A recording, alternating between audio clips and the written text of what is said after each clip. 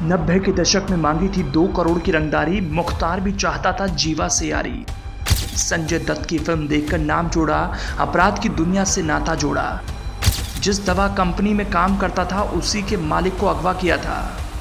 वारदात के बाद सियासत आई, सपा नेताओं ने की बीजेपी की घेराई।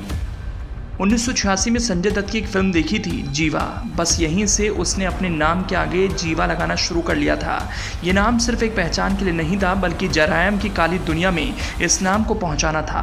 90 के दशक में जब 50,000 रुपये की रंगदारी मांगना सबसे बड़े डॉन की पहचान होती थी, उस वक्त जीवा ने 2 करोड़ की रंगदारी मांगी थी। जैसे ही जीवा नाम के माफिया का नाम पूर्वांचल में दौड़ा तो अपने पाले में डालने की होड़ लग गई। पश्चिमी उत्तर प्रदेश में जीवा का खुद का क्रिमिनल गैंग सक्रिय था। 90 के दशक में संजीव जीवा ने कोलकाता के कारोबारी के बेटे का अपहरण कर लिया था। उस समय उसने 2 करोड़ रुपए की फिरौती मांगी थी, जिसे उस समय में मांगी गई सबसे बड़ी फिरौती में से एक कहा गया था। इसके बाद वो अपने गैंग को तेजी से बढ़ाने लगा था। इस अपहरण के बाद संजीव जीवा हरिद्वार की नाजिम गैंग से जुड़ा था। इसके बाद फिर वो सत्येंद्र बरनाला गैंग में शामिल हो गया था। लेकिन पूर्वांचल में फैले जरायम की दुनिया में वो बाहुबली मुख्तार अंसारी के बड़े सहयोगी के तौर पर जाना जाता था। पश्चिमी यूपी में संजीव जीवा के गैंग की मुजफ्फरनगर और आसपास के इलाकों में खासी दहशत हुआ करती थी। संजीव का गैंग व्यापारियों से प्रोटेक्शन मनी लेने से लेकर कई हत्याओं को अंजाम देने को लेकर सुर्खियों में बना रहा। लेकिन पूर्वांचल में उसकी जुर्म की दुनिया में कोई अलग पहचान नहीं थी। सीबीआई जांच में कृष्णानंद राय हत्याकांड में जीवा का नाम भी आया था। यह भी बताया जा रहा है कि मुख्तार अंसारी जब लखनऊ जेल में बंद था, उस दौरान जीवा भी किसी मामले में यहीं सजा काट रहा था। दोनों की नजदीकी इसी दौरान बढ़ी थी। वेस्टर्न यूपी के मुजफ्फरनगर का रहने वाला था। इसकी क्राइम की पाठशाला वहीं से शुरू हुई थी जहां ये कभी नौकरी करता था।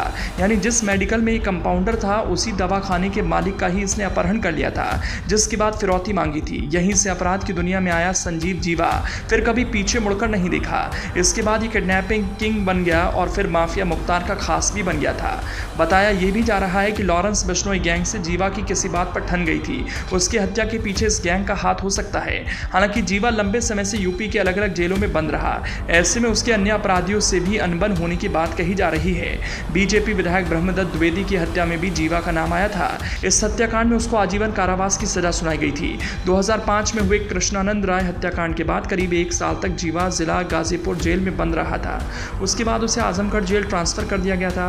पुलिस रिकॉर्ड में 22 मुकदमे जीवा के ऊपर दर्ज थे। फिलहाल वो लखनऊ जेल में बंद चल रहा था। उसके ऊपर 3 मुकदमे विचाराधीन थे। 17 जुलाई 2023 को उसे कोर्ट ने कारोबारी गोल्डी हत्याकांड में आजीवन कारावास की सजा सुनाई थी। अब कोर्ट में हत्याकांड के बाद अखिलेश ने योगी सरकार पर बड़ा हमला बोला। हमला ही नहीं, इसे सरकार को कटघरे में खड़ा करना भी कह सकते हैं। अखिलेश यादव ने कहा, यह मायने नहीं रखता कि हत्या किसकी हुई, मायने ये रखता है कि हत्या कहां हुई। पुलिस कस्टडी में सरेआम हत्या हो गई। ऐसा लगता है सरकार को कानून व्यवस्था दिखाई नहीं दे रही। पुलिस कस्टडी में लोगों की जान जाना, पुलिस सिक्योरिटी के बीच में पुलिस की जान जाना, कचहरी में जान जाना, थाने में जान जाना, कोर्ट में जान जाना। या तो सरकार हो सकता है जानबूझ करके खुली छूट दी हो कि जाओ जिसको जहां मारना है मार लो।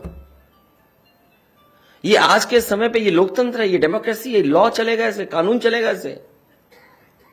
सवाल ये नहीं है कि कौन मर रहा है, सवाल ये है कि किस स्थान पे मारा जा रहा है। जो सबसे ज्यादा सिक्योरिटी एरिया है वहां मारा जा रहा है। पूरे उत्तर प्रदेश के इतिहास में एफआईआर और जहर खाने के लिए मुख्यमंत्री आवास पे इतने लोग कभी नहीं आए जितने इस भारतीय जनता पार्टी की सरकार में आए। यहां आकर के जहर खाएं, सोचिए यहां पीछे सड़क पर।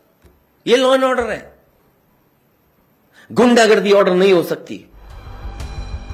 अब अखिलेश यादव के बाद रामगोपाल यादव भी कहां पीछे रहने वाले थे, और उन्होंने भी सरकार को आड़े हाथ दिया और कहा कि प्रदेश में तो कानून व्यवस्था नाम की चीज ही नहीं है। एक हत्या हुई है, जिस प्रकार कोर्ट परिसर में गोलियां चली हैं, क्या कहना चाहेंगे?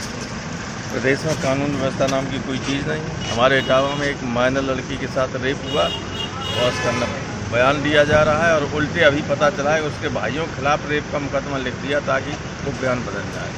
आज प्रदेश में यही चल रहा है। आज जिस प्रकार केजरीवाल जी की अखिलेश जी की मुलाकात हुई है, उससे क्या नए मायने निकलेंगे?